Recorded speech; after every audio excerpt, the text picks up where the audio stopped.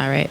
3, 2, 1. Deniece, welcome to the December 26th podcast. How are you? I'm good. Thanks for having me, Deniece. I'm so happy to be here. I'm so happy we finally got you on. It's been a long time coming. Yes. And you got this like megawatt smile, which is amazing. I'm in such a good place right now. I'm just really, really ecstatic about life. That's awesome. I could feel the good energy, which is always good. Awesome. This is going to be a good one. Yes, it will. Definitely. So let's get into it. Let's do it. Tell us, who is Deniece Mitchell? Okay. Deniece Mitchell is a proud first-generation Brooklynite. Born and raised in Brooklyn from Grenadian parentage. So my parents immigrated from the island of Grenada in the late 70s. I grew up in a middle-class home. I'm an only child between my parents. So I like to say that I was spoiled, but I wasn't a brat. Mm-hmm. So my parents kept me very involved in growing up and up to high school. So I was always busy. If it wasn't like dancing, it was modeling, it was swimming, it was acting, it was beauty pageants, it was booster practice. I was always involved, and my parents made sure that I gave back to my community. I was always volunteering. I was always, even when I went back home to Grenada on summer vacations, I was going to orphanages and giving back somehow, some way. So, my parents instilled in me education, family ties, and giving back to the community. And I was always into fashion, and like, I got that from my mom, definitely. Mm-hmm. Always into fashion and being trendy and kind of using my clothes to express who I was, so I like colors, vibrancy, all those good things. So that's my background. And right now I am mid-30-year-old woman just trying to make my mark on the world. Mm-hmm. A few years ago, I was diagnosed with breast cancer, so that's kind of what's been my mission ever since then. Being that catalyst for young Black women to see that we do get breast cancer, right? Mm-hmm. Which is a lot of what we want to discuss today. But before we get there, I really want to talk a little bit more about your upbringing, because we have many people on this show who are first generation, here in the U.S., and often the push is for like, go to school, get a stable job, build a life for yourself.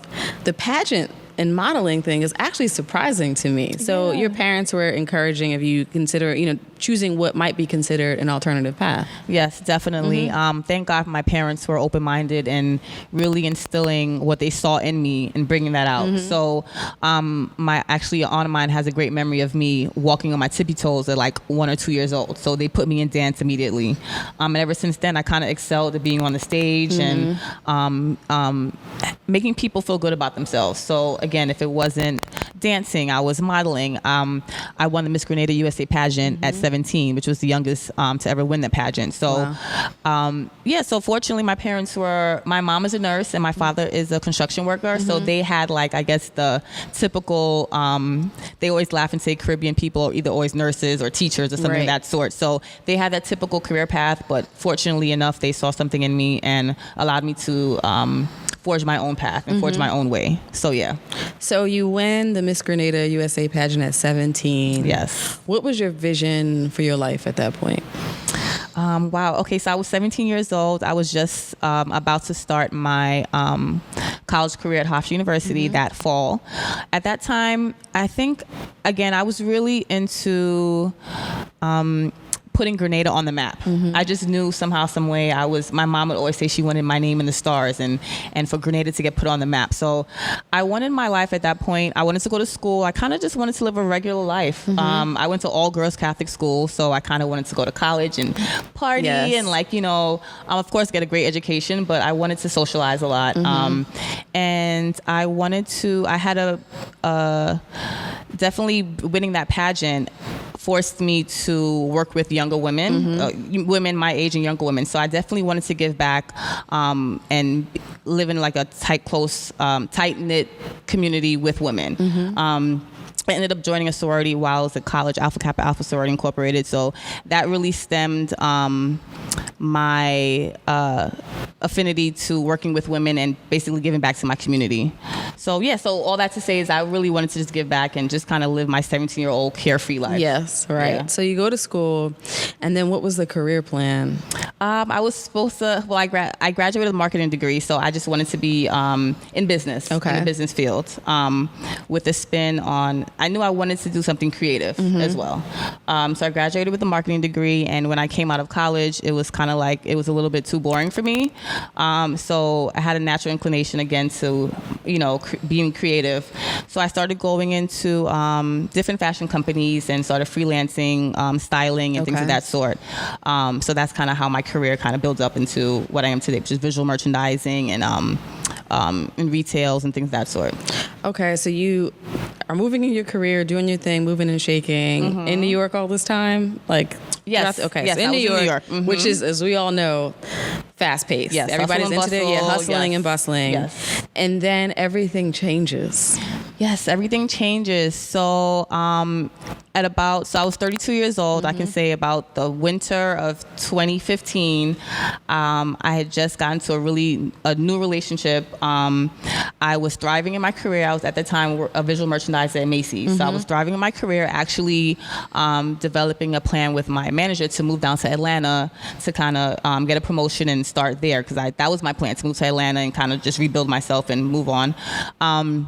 Everything was going really good in my career, and boom, 6 days before my 33rd birthday, I was diagnosed with breast cancer.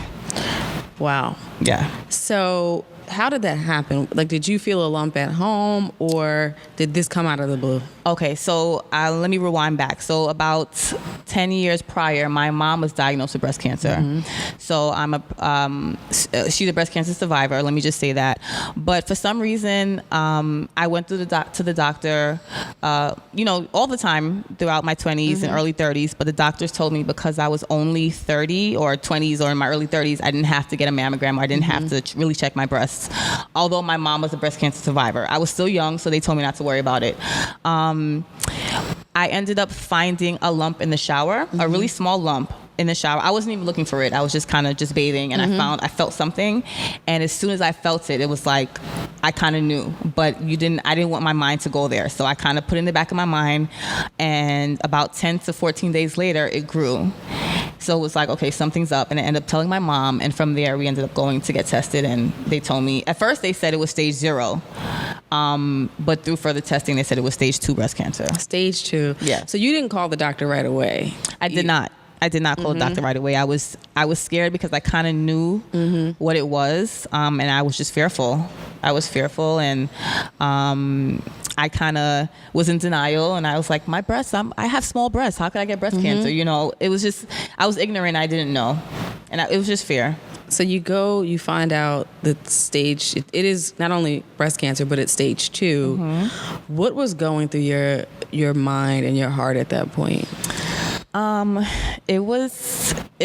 So what happened was I went to the doctor with a sorority sister of mine who was a nurse, because my mom was out of the country at the time. So we went together, and when the doctor did say, Deniece, you have stage 2 breast cancer, it was kind of like I floated out of my body, and he was like, wah, wah, wah, wah. I didn't really understand what was going on. Thankfully, I had her there, and she was like writing down notes and asking questions. I was scared because, at that point in time, I just got into a relationship. I was like in a budding career. I had a lot of plans for myself. And I just, when you first hear something like that, you think it's a death sentence, obviously, because you hear even though I had my mom as like someone I can see who lived throughout that time in her life and is prospering right now, my mom was like a superwoman to me. And I just felt like I wasn't that strong. So it was scary. I was totally scared. I didn't want to believe it at first. And then as soon as they tell you that, it's just, everything it's like a whirlwind. You have to act really fast because cancer is fast growing. So everything in regards to surgeries and preparing me for surgeries and preparing me for chemotherapy had to start really fast. I'm just listening, and I'm like, this is overwhelming. Yeah. Just hearing, I can't imagine. Because you do think about, as a woman, they always tell you, don't worry about your mammogram right now. You're young. It's fine. It's fine. It's fine. It'll be okay. So to get that diagnosis, is the immediate conversation about a mastectomy, or are you looking at alternative options at that point? Let me think about that. So right when I was diagnosed, the first thing that my doctors asked me if I wanted to have children or if I had children. I don't have kids, but I definitely do want to have kids in the future. So I told my doctors that, and they told me that I was eligible to basically get my eggs frozen because chemotherapy does damage to your reproductive organs. And I told them, since I want to have kids, let's just figure out a way that we can basically have your eggs on deck, your healthy eggs on deck. So if anything was to happen after chemo and everything, and you don't have any ovaries, we'll have these healthy eggs that we can harvest and work on. So that was the first thing, which I knew nothing about, because again, when my mom was diagnosed, she was in her 50s, so way past, she was in menopause at the time, so she didn't have to worry about that. But because I was in my 30s, I'm still at the age when I can, conceive. So that was the first step. So the first step was basically figuring out what they wanted to do with my eggs. And then it was basically my breast cancer treatment, for my specific cancer. So basically, although I had stage 2 breast cancer, everyone's stage 2 breast cancer is different, For me, my doctors decided that basically going through chemotherapy and then having my mastectomies would be best for me. Okay. So that's how they kind of formulated everything. So how long did you go through chemotherapy? Okay, so my chemo was separated into 2 sessions, if I could say, just for lack of a better term. The first session was twice a week for 6 weeks. And then the second session was bi-weekly. I think I did that 4 times. It was a stronger medicine. So they separated. The first one was all my cancer survivors and cancer patients would know this. It's called the Red Devil. So the Red Devil was the first segment, and then I had some other treatments afterwards. So did you immediately take leave from work and say, okay, this is gonna wreck me and I need to just focus on my health? Or did you try to continue to work? I continued to work up until I just couldn't anymore. I absolutely couldn't anymore. It was important for me to kind of try to stay as normal as possible. So I would get chemotherapy in the morning and I would be at Macy's carrying around mannequins and hammering ceilings and fixing models at Macy's in the evening. So I did that until I just couldn't physically do it anymore. So, and because I think at this juncture, we all know someone, who has been touched by cancer, and you see how the treatment actually affects them. So I'm trying to picture you running around a retail store, dragging mannequins, etc. Is it just because you felt like, okay, I need to be doing something else? I don't want to just be focused on this one thing. And did your doctors encourage that? That's exactly why I wanted to work. And that's kind of why I created Slay Cancer too, because Slay Cancer helped me in that it kept me focused on something that wasn't me just being a cancer patient. You know what I mean? I had to go to work. I had bills to pay. And that's a whole other topic that we can discuss about the financial responsibilities. But, I had to just kind of stay as normal as possible. I still wanted to be fly. I still wanted to wear makeup. And at that point, I had no hair whatsoever, no eyelashes, no eyebrows, no nothing. I couldn't put nails on, so I try to stay as normal as possible. And my doctors basically told me to do as much as I can in the way that I can and that I felt good. So as soon as I started feeling not so good, I kind of stopped working. Yeah. So since we're talking about working, you brought up the financial piece. Let's talk about that. Because, girl. You do hear people who are like, well, I had my savings, or I took money out of my 401k, or my disability benefits were really good. What was your situation? Well, let's just say till this day, I'm still trying to figure out how I'm working on my cancer treatments. It's a financial burden, definitely. And I had insurance. I had full insurance coverage with my job, but it still didn't cover half of, my treatment options.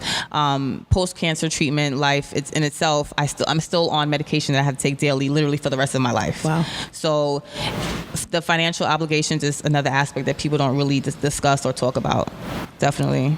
So when you're in that situation, right, and you're someone who's been independent and worked a job, been in your career, are you thinking about the financial aspect at that point, or are you just like, I just need to survive? All that other stuff will be worked out later. I would like to say I just need to survive, but the financial aspect definitely pulls the burden on you because you have to figure out, unfortunately, I get this treatment or I die. Right. You know what I mean? So it's kind of like I have no choice.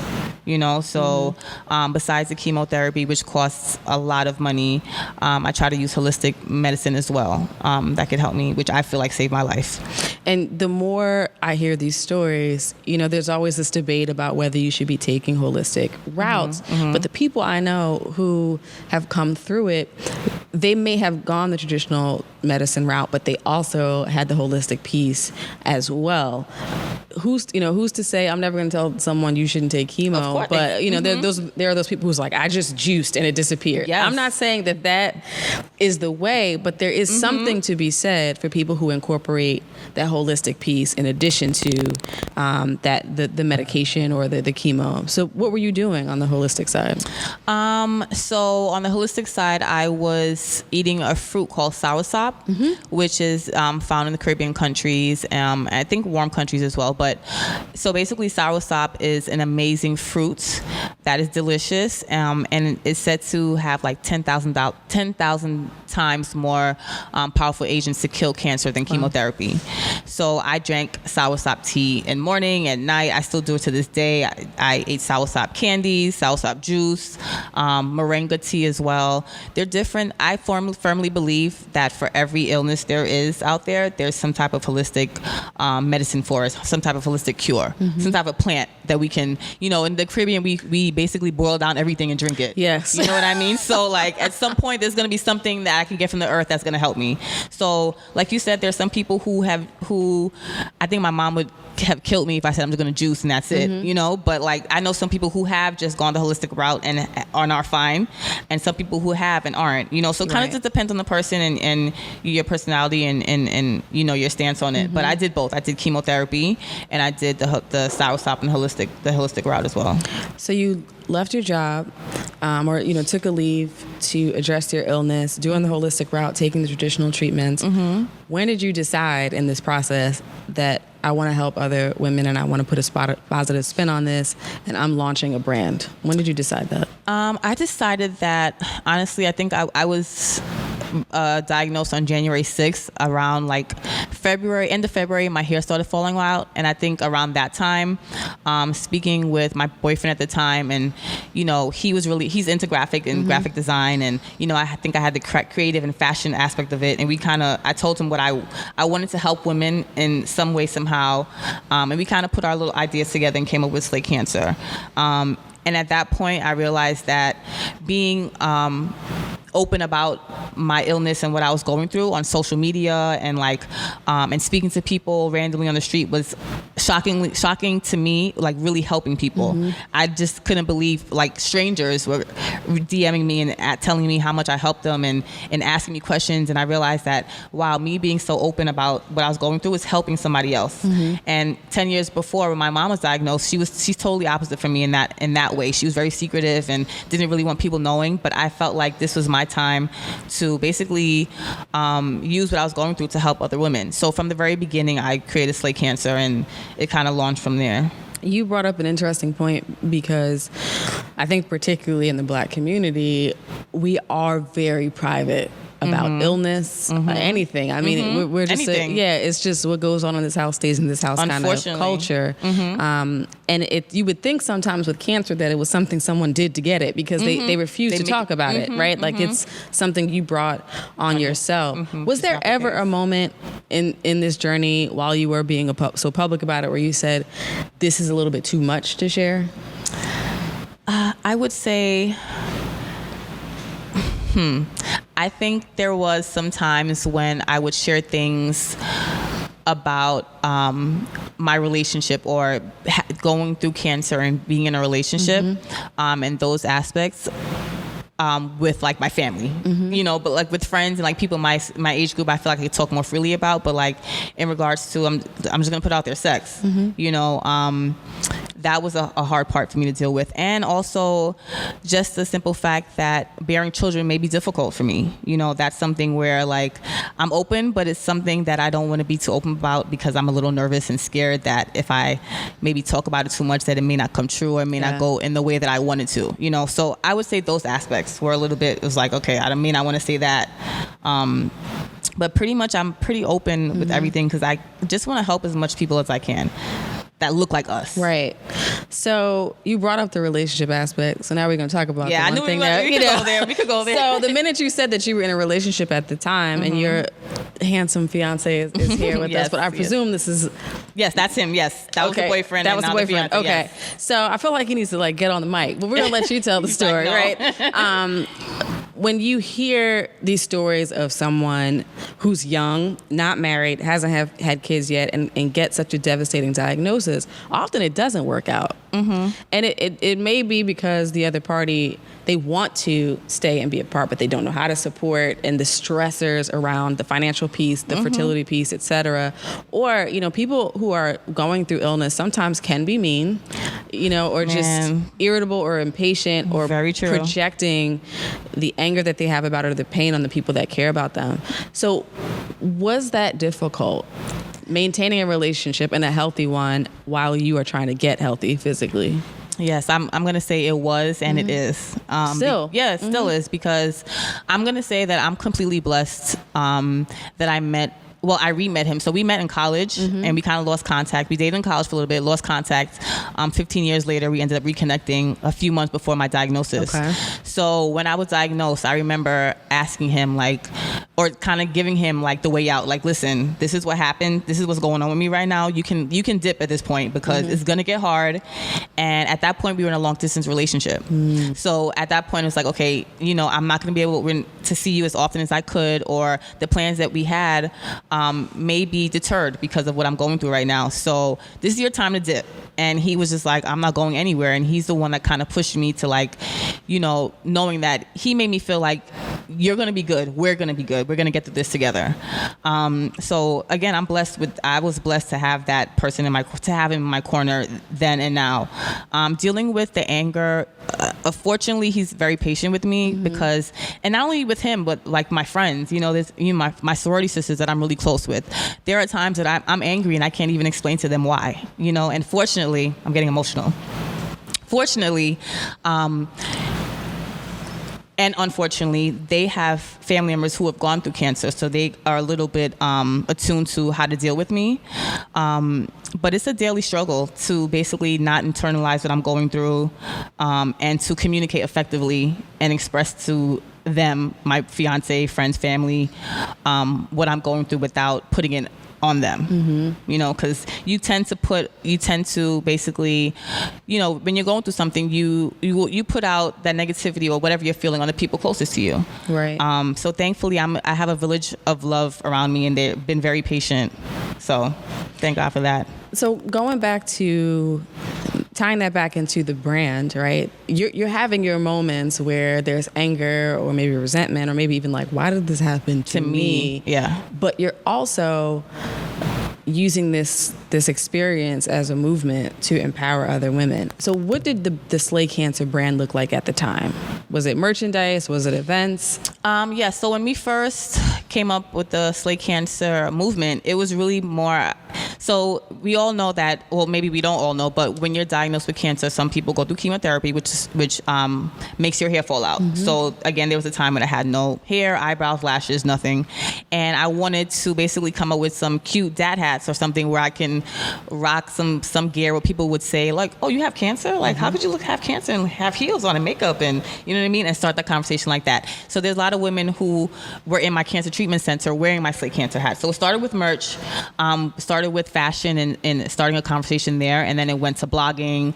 Then I started doing events. Then I started reaching out to different organizations so we could collaborate together to come up with different programs. So it started out with merch. Yeah. So how were you dealing with that, where you're meant to be this beacon of light, but also a poster child in a sense, but then behind the scenes, having those moments where you can't even articulate your negative feelings around it? How did you manage kind of literally living in two worlds almost? Yeah.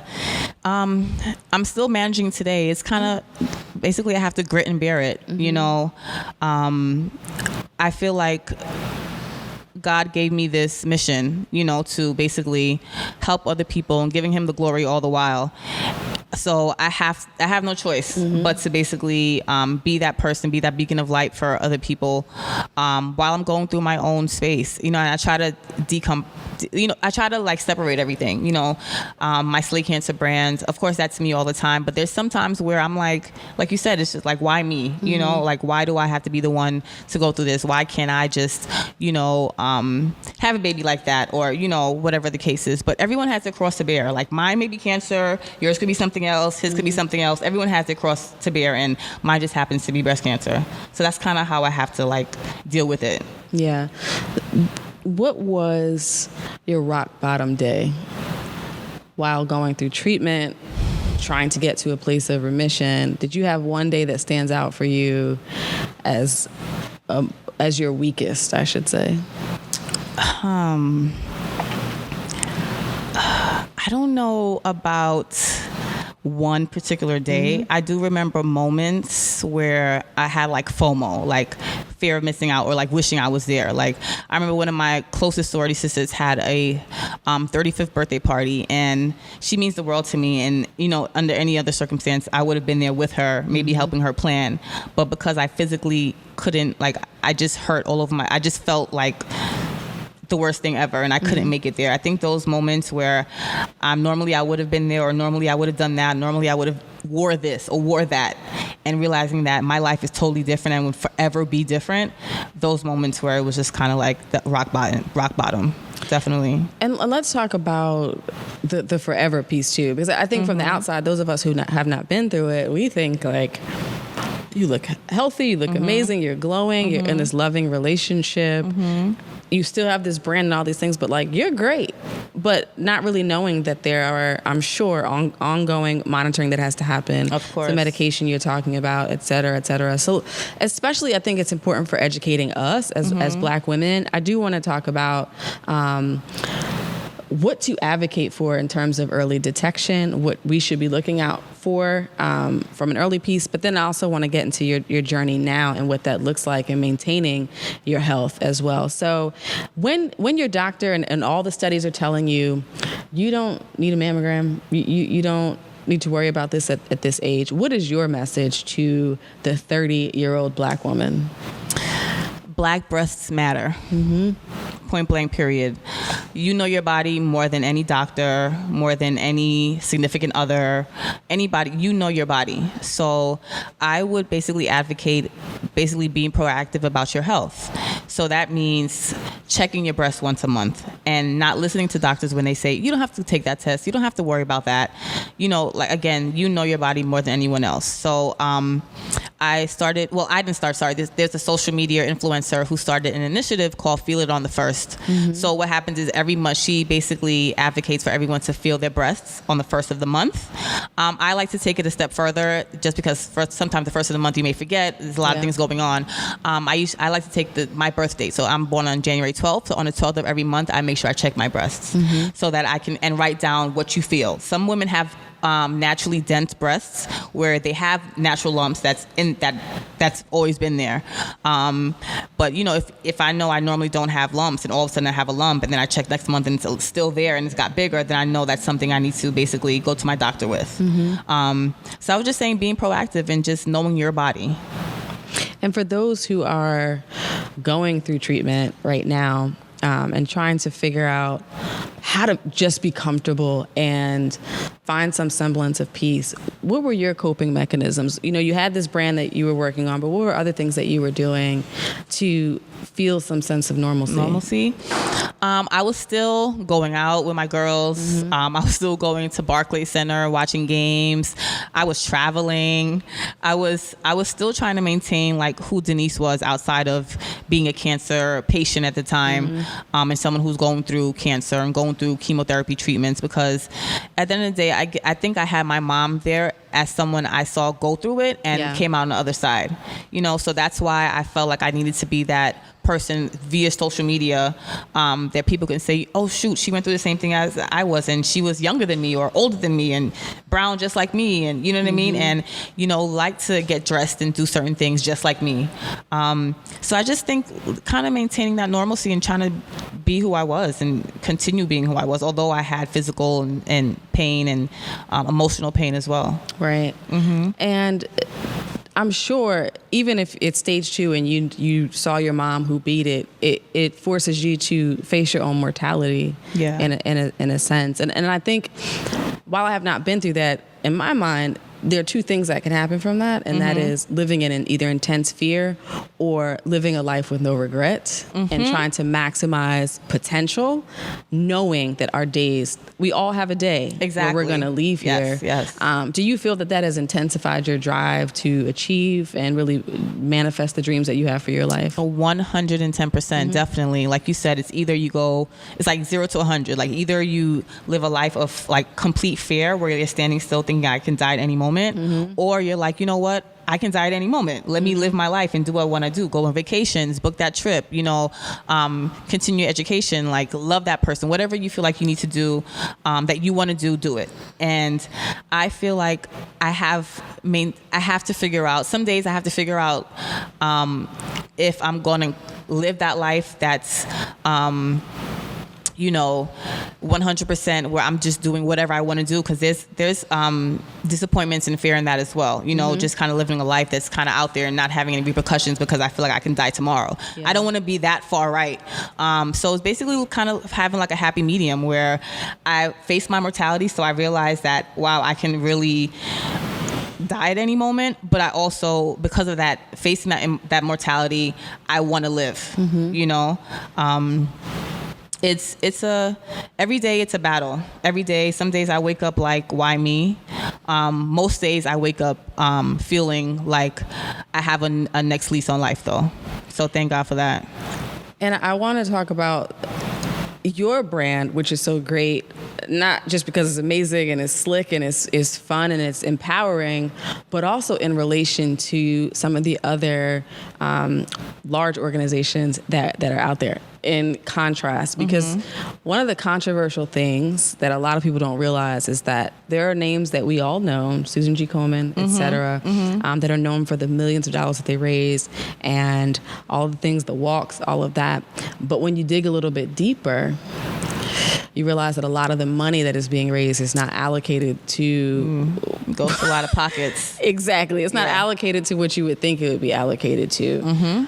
Did you do a lot of research around resources, like trying to get help? What was your exposure to what those of us on the outside think are really great things, but now I know that they're not as helpful as they seem on the surface?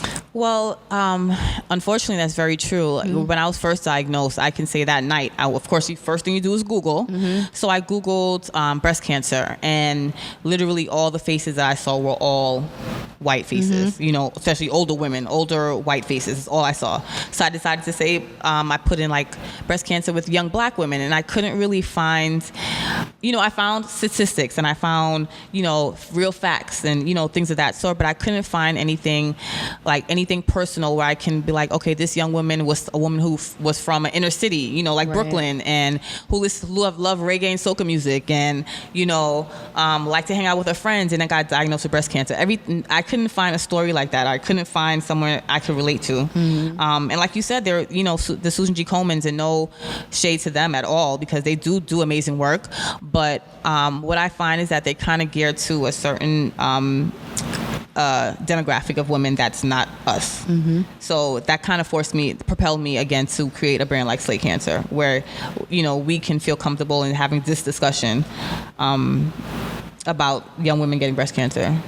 So when you think about, you mentioned your friends and your family and the way that they supported you, this kind of thing, it can be hard for people to know what to do or what to say.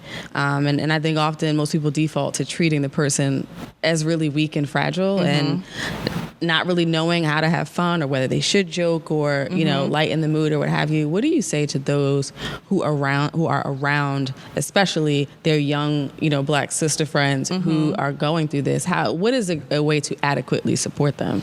I think just being a listening ear, because I don't want to speak for every young woman that's gone through breast cancer, but I can say that we don't want to be treated as fragile or treated as weak.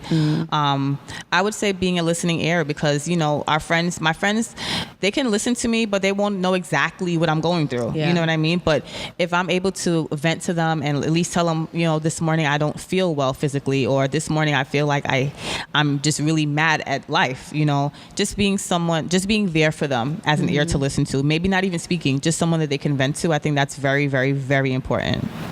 And do you feel that it's important or were you interacting with other survivors as well? Like, you know, some people go to support groups and do all those other things. Did you have that support system also? Yes, definitely.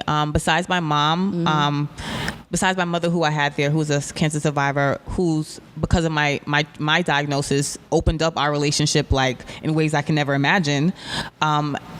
Because of social media, I met so many young women who've been diagnosed with breast cancer younger than I was, who've had kids, and, you know, who had to deal with the things I had to deal with. So yes, women on social media who've become great friends of mine, who I've really never met. A lot of them I've never met in person, or support groups that I went through that were given from my cancer center. So there's a lot of places where I found, you know, support from, with women going through the same thing I was going through. Yeah. And where are you on your health journey now? Well, I am 100% cancer free. I believe you can't really say remission until 5 years, and I've only been cancer free for 3 years now. My chemoversary was actually on my best friend's birthday, which is June 22nd, which is last week. Yes, so I celebrate that every year. So again, life after cancer, like I was saying before, is a feat in itself, because although my hair is growing and like my nails are good and my lashes are back, there's still things internally we have to deal with in regards to medications. And I was reading something the other day, and they were saying having life after cancer is like a stranger coming up to you with a gun to your back saying, I can basically pull this trigger at any moment for the rest of your life.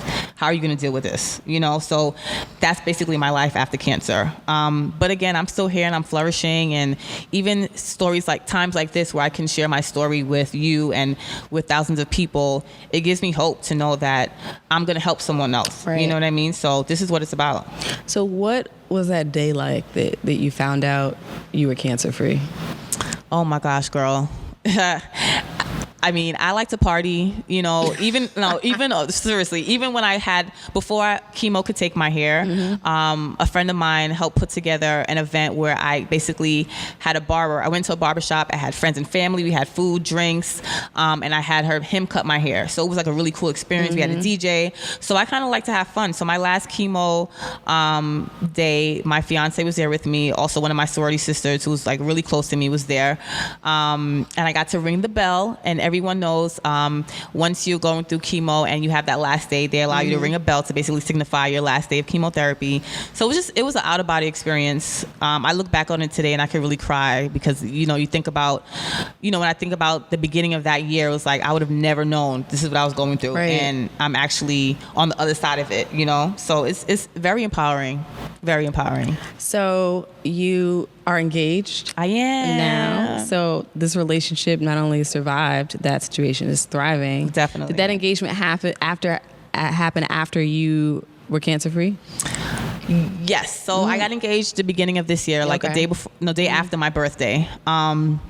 So again, I feel like going through my cancer treatment while dating definitely strengthened our relationship in ways that maybe it wouldn't, you know, other relationships can't even fathom. Yeah, it's not quite a vacation. Like, it's not exactly. It's like, not like we went on our first trip together. Yeah, you know what I mean? It's not like Peaches and Keen and like, you know, so shallow. It's like really, really deep. It forced us to really delve into the deepness of our relationship in the beginning. And you know, we have our moments just like other relationships, but I feel like at this point we feel like we can get through anything. Of course. You know what I mean? So I was cancer free when he popped the question, you know.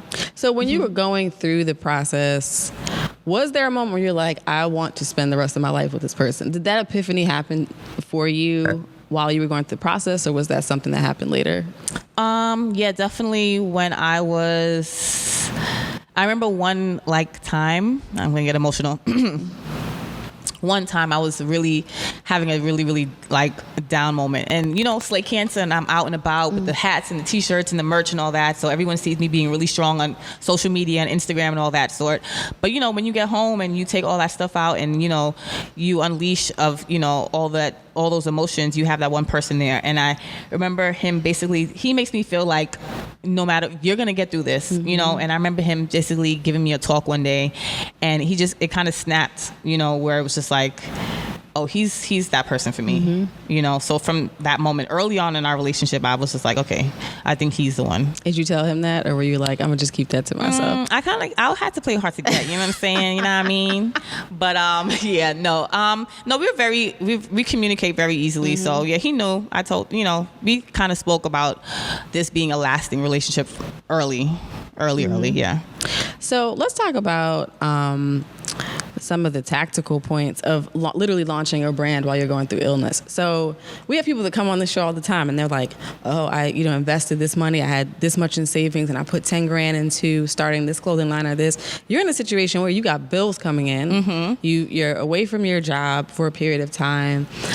How do you even have business savvy to launch a product line and throw events when your financial situation or your career has a level of instability at this point? Yeah.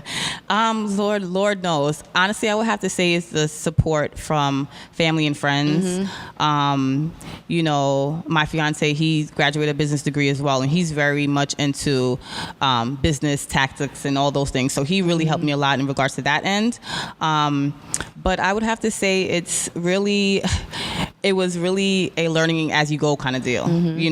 We developed the design, and then we decided I had like a little photo shoot. I had some friends. Like I have a really like great network with my sorority sisters, and just being in the creative fields. Like I reached out to a lot of people who were willing to help me, photographers, designers, makeup artists. Like I had so many people in my village that basically helped me get to where I am right now. And that brand is continuing. Yeah, definitely. So let's talk about some of the things that you're doing today with the Slay Cancer brand. Okay, so we're definitely in the middle of rebranding Slay Cancer. So basically, by breast cancer, we're in this month in October. We have something new and exciting for everyone. We're working with my cancer center in developing a Slay Cancer Day or Slay Day for women who are going through breast cancer treatments. I've also traveled to Grenada and had a Slay Cancer Day at the Grenada Cancer Center, where I basically spoke about my treatment, my experience, and how we can move forward with developing proactive healthcare practices for women of color. It's just a lot of blogging. I'm getting into more blogging, and I'm speaking at different events now, and just making my presence known.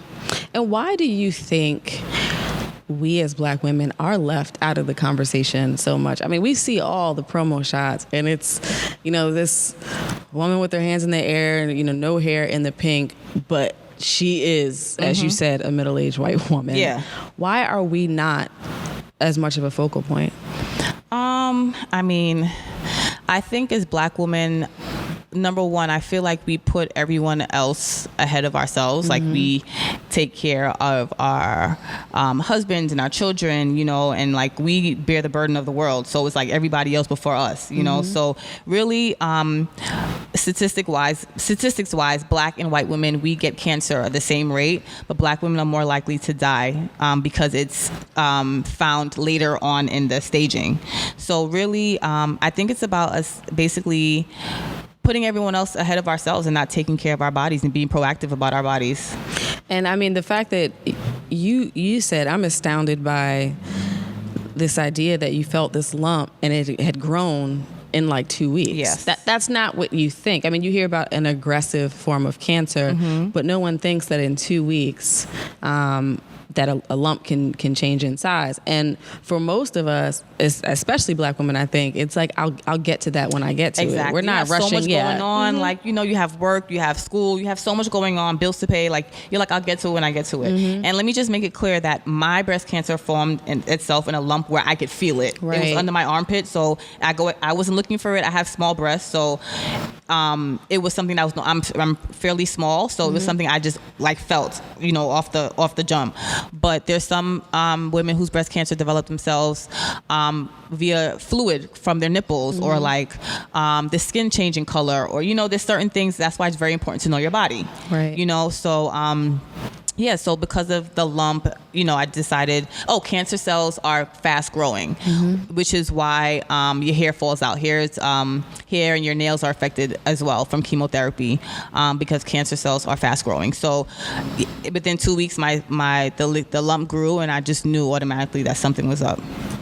And, you know, I think we also have to do a better job, even as women, of saying, okay, no, you're going, I'm going with you, and this is happening. Like, we're not waiting. Like, drop everything and let's focus on this. Exactly. So again, and that's what Slay Cancer is about. It's about making that conversation normal. Like, hey girl, you went to get your lashes done. Yeah, cool. When are you getting your mammogram? You know what I mean? Like, let me go with you. Like, we're about to go to go buy these shoes, or we're going to go shopping. Okay, let's also go to the doctor. Let's also make sure we do this and do that. And did you check your breast this month? You know, it's making that conversation normal. That's what it's about. And I was looking in my health insurance policy for something else. But I realized that they allow for a mammogram for women who are younger, not even 40 yet, but it's not something that's proactively offered to you. But it is there. It's you know, definitely and, there, yeah. And not that you're coming from a place of fear, like, I have to do this, what if something is there? But being informed and knowing that this is a very real reality, that everybody's not 50. Exactly. When they are diagnosed. Exactly. And again, I've met women that are younger than me in their teens that have breast cancer. You know, you also feel like, you have to have like maybe a C plus cup to get breast cancer. You know, I thought my breasts were too small to get breast cancer. You know, even though my mom was a breast cancer survivor, I just feel like it couldn't happen to me because, again, I took, you know, I had I had good health. You know, there was nothing really, I had nothing to complain about before my breast cancer diagnosis. I was pretty good in regards to exercise and eating right and, you know, and taking care of my body. I was pretty good with that. So it was something I was like, no, I could never get cancer, you know? But again, young black women do get breast cancer. And when did you get to the point where you're like, I'm going back to work? Like, I feel good. I'm cancer free. I'm going to get back to my career. When did I get back to that? I don't even know. It wasn't even like, it was kind of like a time where I was like, okay. It was after my surgery. So after I had my mastectomies, after I had my mastectomies and I realized I could actually move, I was like, no, I felt like I was too like still. I had to get to work and kind of like get back into the world and kind of, you know, get back into society. And I, even at work, I'm always talking about my breast cancer. And, you know, a lot of women are like, you know, a lot of people at my jobs are like, wow, how could you have breast cancer? And then we get the conversation started, you know, so I had to get back into the world. But how did you overcome body image issues or this idea that like this part of me is now gone, right? And there are reconstructive surgeries and all these things, but especially as a young woman, right? You're in your prime when this happened. You're in shape, you got a nice body. You are someone who was a pageant queen, and now saying, okay, cut them off. How did you deal with the aftermath of that? Wow, I think I'm still dealing with it. Thankfully, before my breast cancer diagnosis, I've always had self-esteem that kind of drew from the inside of me. So really, I think my self-esteem has to do with like who I am as a person, not really how I look. Like I feel like the glow comes from inside of me. And again, being around that positive village, you know, people who are instilling positive affirmations to me is what made me feel like, you know, I can do this. Also, again, with social media, being in groups on social media and seeing other women go through it as well. And, you know, I feel like I've came out on the good side of things. There's other women who didn't get their breasts. So basically, I have silicone and injections in my body. So there's some women who decided not to get breasts implanted back into their body. Some women have one breast. You know what I mean? Some people have no nipples. Some people have one nipple. Like some people put tattoos over their nipples. We're not so. It's not so big of a deal. I feel like once I started doing some research and I realized that there's a community of women out there without breasts because of breast cancer, I felt a little more comfortable in my skin. And yeah, again, in regards to my sexuality, my fiance doesn't make me feel any sort of way. He makes me feel like I'm beautiful inside and out. My friends make me feel like I'm beautiful inside and out. So it's just having that positivity and those affirmations around you. I think that's what helped me. Mm-hmm. For sure. I understand that. Mm-hmm. So what does your life look like now? Right now, again, like I said, I'm really excited because I just got engaged. So I'm really moving towards that next phase of my life as a woman, moving forward in my career. Right now, I'm going on vacations. I'm planning some trips here and there. And just it's really about basically moving my brand forward and bringing it to the next level.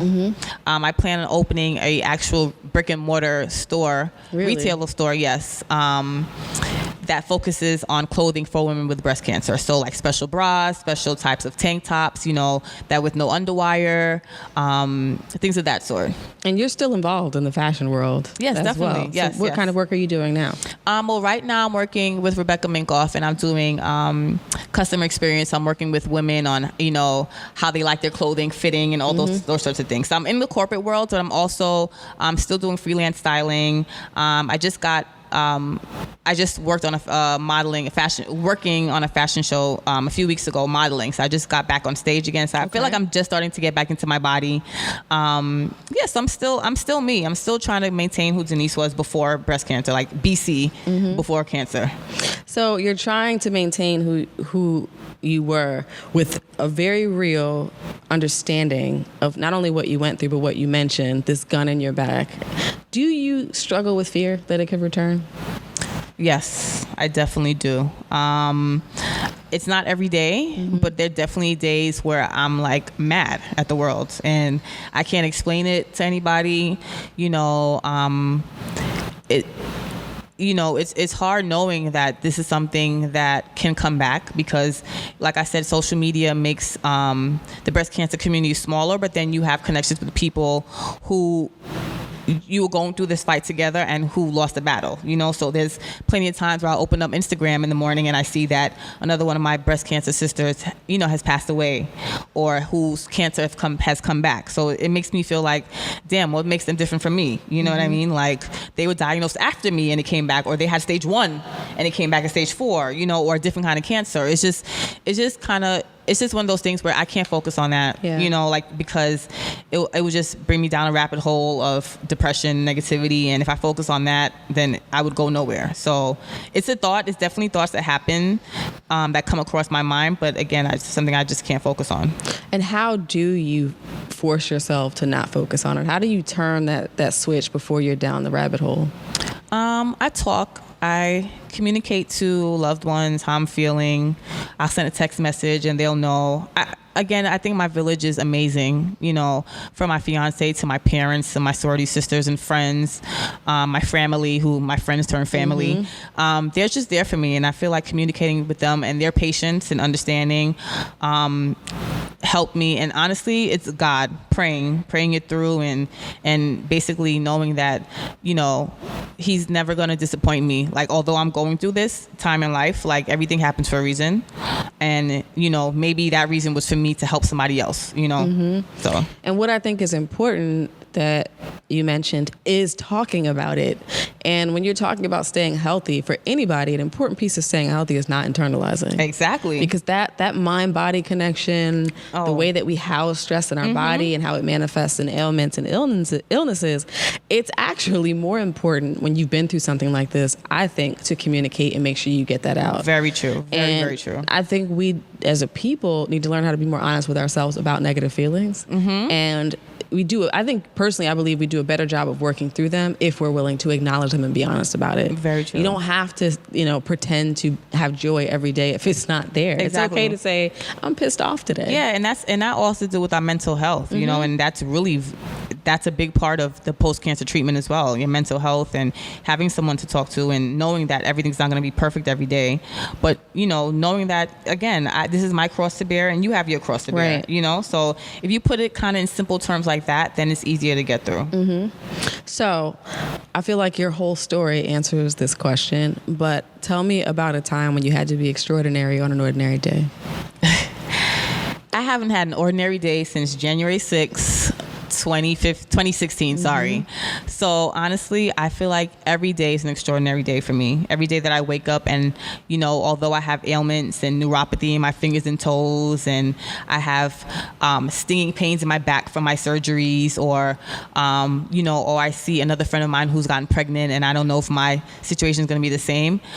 Every day I have like that is an extraordinary day for me, because it's another day I have breath in my body and a reason to live. Absolutely. And I think you brought up two things that I've just learned and been educated on in the last probably year or so, is all of the lingering effects on your body, even though you're cancer free. Mm-hmm. Your joints might not be the same. I've seen people get hip replacements, all of these things that change because you've been through this experience. Yes. So it's almost like you're you, but not. Yes.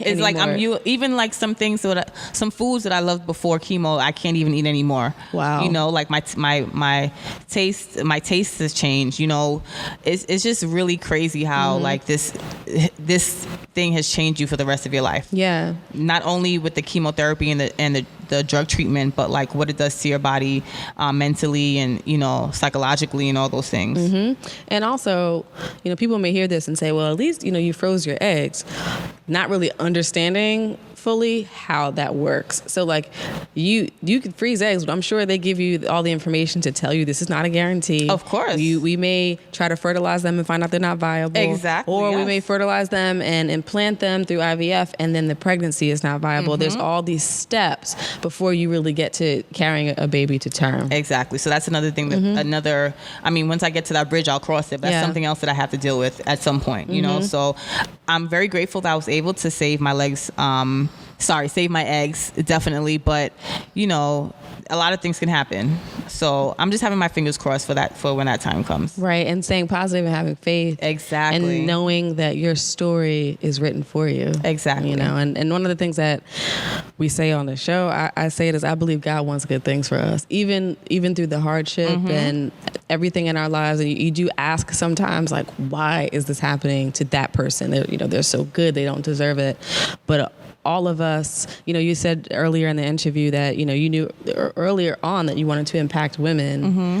Who knew this had to be a part of your story? Exactly. And it's so crazy you say that, because I remember a few years before my diagnosis, I was kind of going through a hard time with my mom. Mm-hmm. And I remember praying to God to ask him to basically open our relationship up, and connect us in a way that I never felt we could connect in. And I asked God to use me, in whatever way he saw fit. And like you said, who knew this was going to be the way?